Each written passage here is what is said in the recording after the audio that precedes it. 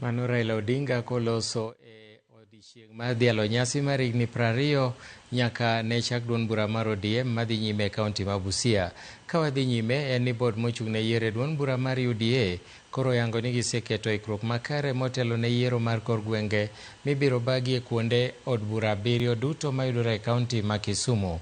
Kotelne kod jakanyo Halake Dida giwacho ni yiero ma Kisumu dhi chakore tarik 11 dwe mar Ang'wen kendo idhi time e yor lony manyasani kaka osebed kitime kuonde duto ma Kenya kane oloso e seche mane duond bura Nero bago romo gi jochung' e kombe mopogore opogore oyango ni yiero no dhi bedo mahuyanga maonge mibadhi. Kata kamano lietno neno e od burano e seche mane johera mag jochung' mopogore opogore nogwenyore paro momakore sade.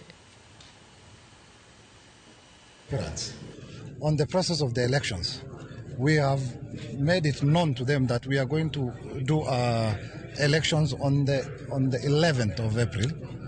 The elections will be conducted digitally.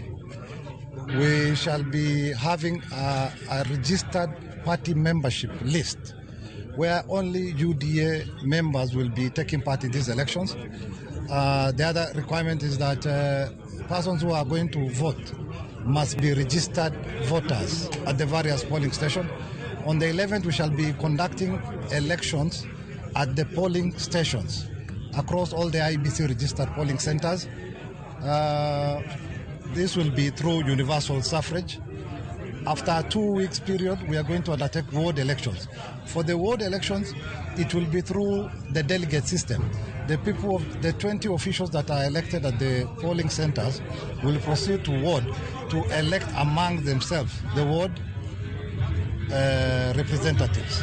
So that is how we are going to undertake. And as NEP, we have given an assurance to the party membership that we shall conduct a free, fair, credible, and verifiable